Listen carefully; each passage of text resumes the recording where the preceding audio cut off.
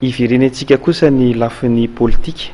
Mifanaraka amin'ny politika fampandrosoana ny Madagasikara ny volavolan-dalàna, mifehy sata manokany tanàn'Antananarivo hoy ny ministry ny adi-tany Mahafaly Solonandrasana Olivier Androany.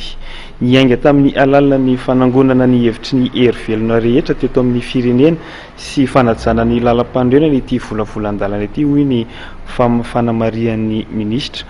Olanina eny amin'ny anteny meram-pirenena amin'ny alarobia izao ny volavolan-dalàna ity.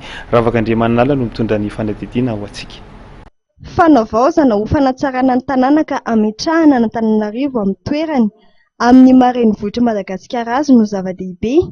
Amin'ny famolavolana ny volavolan-dalàna mifehy sata manokana ny tanàna Antananarivo hoy ny ministry ny adi-tany Mahafaly Solonandrasana Olivier Androany. Tanjona ihany koa ny fametrahana fitsinjaram-pahefana tena izy mba hitondra amin'ny fampandrosoana.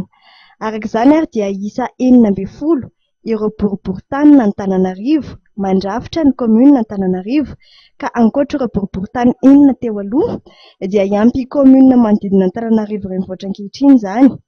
Tsy ahina ny siny fifanitsahana ndraikitra eo amin'ny ben'ny tanàna sy ireo ben'ny tanàna amin'ny boriboritany.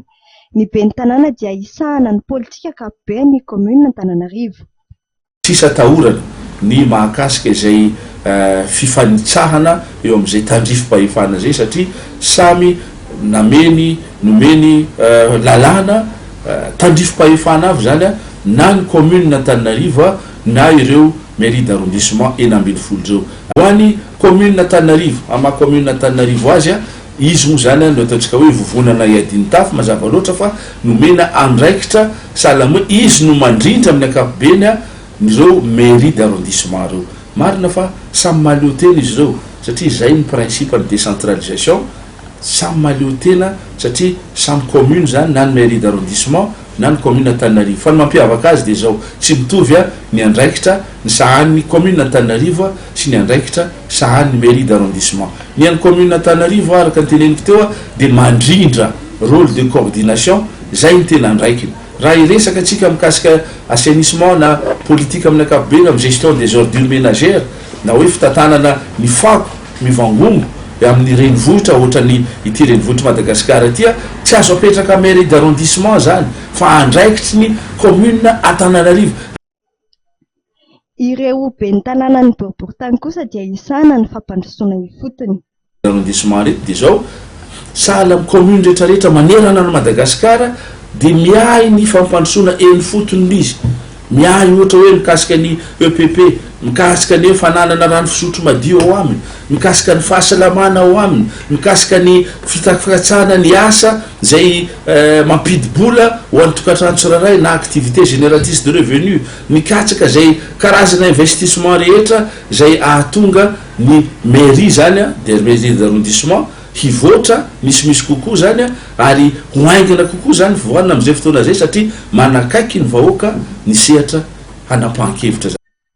Tsy njovina ao anatiny ity volavolan-dalàna ity ihany koa ny lafiny ara-toe-karena mba hanamorana ny fanatanterahana ireo tetikasa lehibe toy ny fanamboaran-dalana sy maro hafa. Ho mora foana ho an'ireo commune manodidina raha mivondrona izy ireo ny manatanteraka tetikasa lehibe. Io ihany koa no isan'ny zava-dehibe amin'ity volavolan-dalàna ity raha ny fanamarian'ny ministra trany. Isan'ireo volavolan-dalàna hodiniana sy olanina eny anivon'ny anteny meram-pirenena amin'ny herinandro ho avy io, ity volavolan-dalàna mifehy sata manokana ny tanàna Antananarivo ity. Ny alohan'ny fanoloran'ny gouvernement ity volavolan-dalàna ity teny amin'ny anteny meram-pirenena dia nisy ny fankakevitra natao tamin'ireo hery velona samihafa teto amin'ny firenena toy ny fiarahamonim-pirenena, ny mpanao politika, ny manam-pahaizana manokana momba ny rindran-damina an-tanàn-dehibe.